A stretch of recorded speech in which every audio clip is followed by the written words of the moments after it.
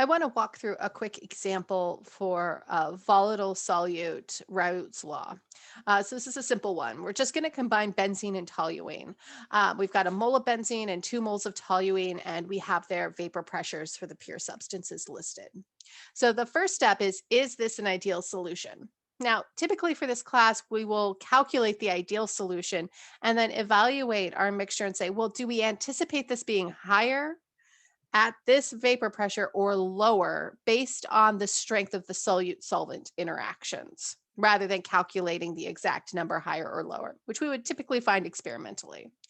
So in this case, we have benzene and toluene. There's only carbon hydrogen bonds. These are roughly about the same size, although toluene has stronger intermolecular forces because it's a chain, and so it's more likely to have a larger surface area than our benzene in a circle. But we can assume they're pretty similar. So we're going to call this an ideal solution. And so we're going to write out the equation we're going to use.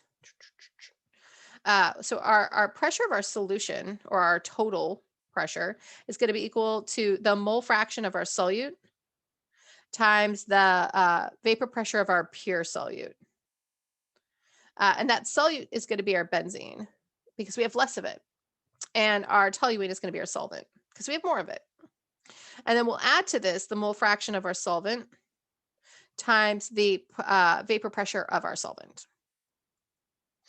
Okay, so we actually are going to be able to start plugging things in right away. I'm just going to do one big equation since we have fairly simple numbers to work with and we've already been given moles. So for this solution, our pressure of our solution is going to be equal to the mole fraction of our solute. So we've got 1 mole of benzene, and we have a total of 3 moles for our total solution. So it's that 1 mole plus 2 moles. And that'll be times our 75 millimeters of mercury that we'll have. Now we're going to add to that the mole fraction for our toluene times that vapor pressure for toluene. So we have 2 moles of our toluene. So we'll divide that by our total number of moles of our solution, which is our 1 mole plus our 2 moles. So it'll be 2/3. Times that 22 millimeters of mercury, which is the vapor pressure of just the toluene as a pure substance. And that's it. So that's how we set this up.